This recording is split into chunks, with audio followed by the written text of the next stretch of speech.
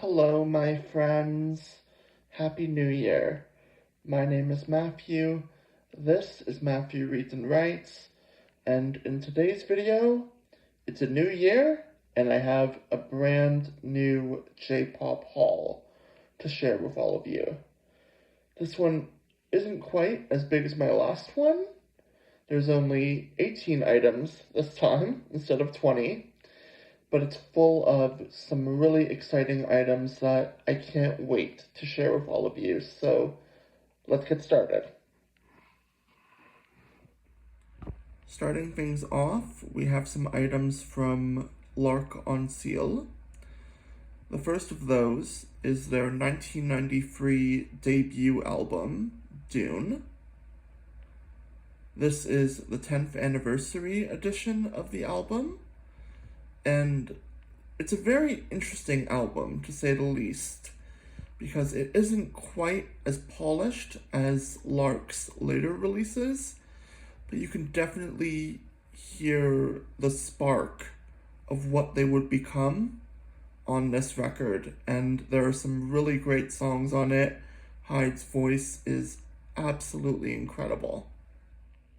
Next, we have L'Arc's second studio album from 1994. This is Tierra, and this served as their major label debut for Sony Records. This is the album where they really start to come into their own and become the L'Arc en Ciel that we know and love today. So I'm very happy to have it. Then we have L'Arc's third studio album from 1995. This is Heavenly. And I have listened to this album before, but it isn't one that I have revisited often, so I'm not as familiar with this album as I am with others in their discography, but I'm looking forward to listening to it again very, very soon. Next, we have L'Arc's fourth studio album from 1996. This is True. And whenever I listen to this album, it's always such a trip. And the reason why is that, as I said, this album was released in 1996. I myself was born in 1996. So whenever I listen to this record and I think about the fact that it was released the year I was born, it always blows my mind. There are some really great tracks on it though, and I'm happy to share my birth year with this album, for sure. Next, we have L'Arc's fifth studio album from 1998. This is Heart. And this album actually contains one of my favorite L'Arc en Ciel songs ever, which is a song called Winter Fall. So yeah, I really like that song. I really like the rest of the album, and I'm very happy to have it in my collection now. Then we have L'Arc's eighth studio album from the year 2000. This is Real. And as with Heavenly, I have listened to this album before, but it isn't one that I go back to super often. And as a result, I'm not overly familiar with the songs on this record, but I do know that I enjoy it as a whole, and I'm very happy to have it in my collection. Last, but certainly not least, from L'Arc, we have their 10th studio album from 2005.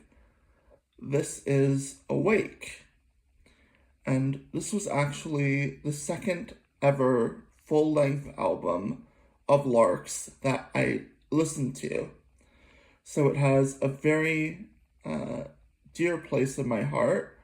I really enjoy a lot of the songs on it, and I'm very happy to finally be able to say that I own it.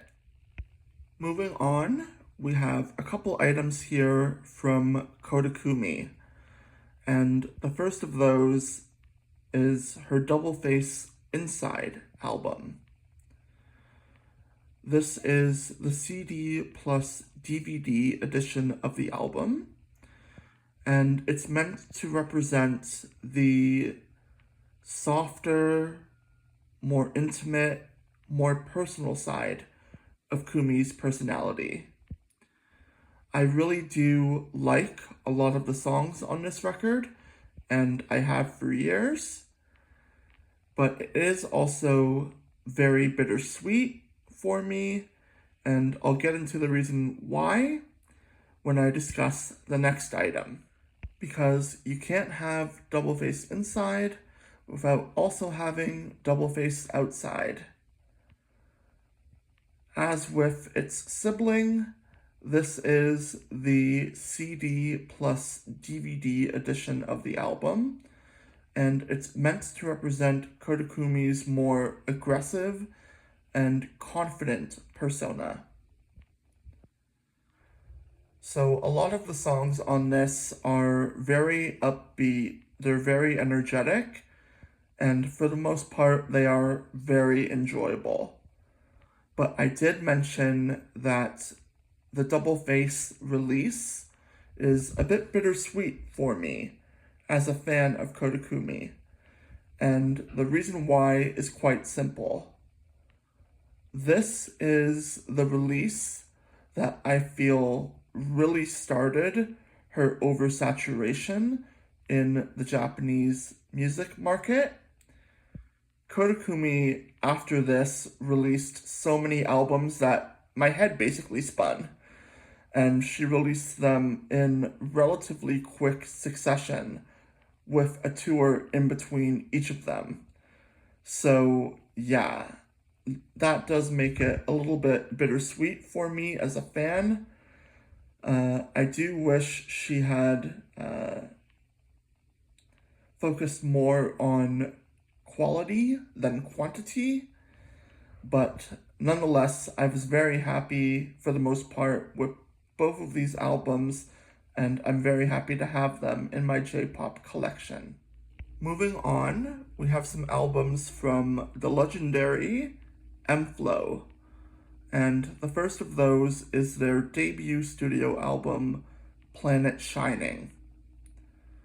I do know the singles off of this album, but overall, I'm not too familiar with it, so I'm looking forward to diving into this album fully very, very soon, and I'm very, very happy to have it. Next, we have M-Flo's second studio album, Expo Expo, and this album is notable for including M-Flo's biggest hit, which is the song Come Again. That song is absolutely iconic and amazing in every way, but like I said with Planet Shining, I am not overly familiar with M-Flo's early works, so yeah, I'm very much looking forward to getting into this album for the first time fully very, very soon. Then we have M-Flo's fifth studio album from 2007.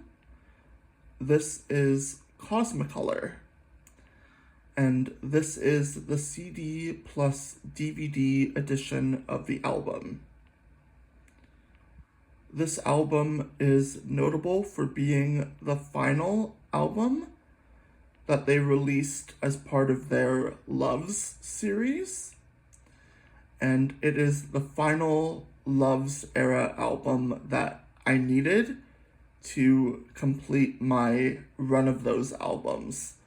So I'm very, very happy to have it. There's a lot of really fantastic tracks on it, and some of my favorite artists as well. So, last but certainly not least from M-Flo, we have their 2014 studio album, Future is Wow. And this is the CD plus DVD edition of the album. I did listen to this album when it was first released, and I remember really enjoying it, but I haven't really revisited it since. So it's almost like it's going to be a brand new album for me. And that's very exciting. So I'm very, very happy to have this one for sure. Moving on, we have some items from the artist Leo Ierie. And the first of those items is her debut studio album from 2012, simply titled Leo. This is a really fantastic debut album. And if you have not heard of Leo Ierie before, she is a pop rock singer-songwriter, and she leans very heavily into the anime genre. So she does a lot of opening and ending themes for various animes, and I really enjoy her music for the most part. I think she is really, really talented. And so if you haven't heard of her before, I definitely recommend that you check her out. Last but certainly not least, from Leo Ierie, we have a live performance Blu-ray, and that is of her first live tour promoting the Leo album. This seemed like the perfect complement to purchase with the Leo album, so I snapped it up. I think it was about $10 Canadian, and I'm definitely very, very interested to see what kind of a live performer Leo Ierie is, because I've only ever listened to her studio albums, so this should be a lot of fun, and I'm very, very happy to have it. Moving on, we have an item here from the artist Gackt, and that is his solo debut album from the year 2000, entitled Mars. And this is an album that I've heard quite a bit about over the years, but I've never sat down and given it a really thorough listening myself. So I am very much looking forward to doing that, hopefully very soon. What I have heard from this album has been really, really good. So fingers crossed I enjoy the whole thing just as much as I do the songs that I've already heard. Next, we have another live performance Blu-ray.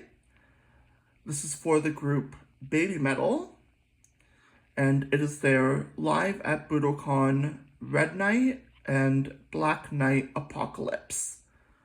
So this is a 2-in-1 live performance, and I'm very, very happy to have it. Baby Metal has been a group that I've followed casually ever since they debuted, and if I know one thing about this group, it's that they put on a really fantastic live show. So I am very much looking forward to sitting down and experiencing that for myself, hopefully very soon. Okay, random interlude time before we get to the last item here. Do y'all remember in my last J-pop haul that I did, where I showed those items from the idol group KAT-TUN, and I explained that 2 of the members from that group were in my favorite Japanese drama series of all time, and that's how the group kind of got to be on my radar in the first place? Well, here is that series. It is called Gokusen, and this specific season of the series is the season that both of those members of KAT-TUN were in. This is the Gokusen second series Blu-ray box set. Gokusen has been my favorite Japanese drama series for well over a decade. So when I saw this online, I just about fell out of my chair. I was so excited for a couple of reasons. Number one, the second season of Gokusen is my personal favorite season of the entire series. And number two, I never expected to actually be able to own any seasons of the series at all. So the fact that it was reprinted on Blu-ray, that I now have it, and that I now can watch it whenever I want, actually makes me pretty emotional, I'm not gonna lie.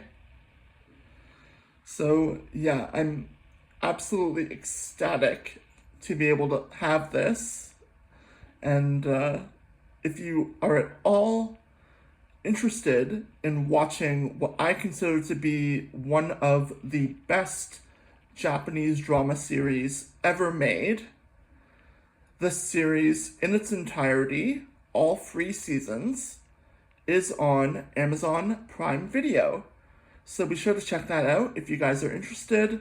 It's definitely worth a watch. And with that, we have reached the end of this J-pop haul. I hope that you've enjoyed this video as much as I've enjoyed making it for you. If you liked this video, be sure to give it a thumbs up, leave a comment, subscribe to the channel, and enable notifications so that you never miss whenever I upload a new video. Thank you all so much for watching, and until the next video, take care.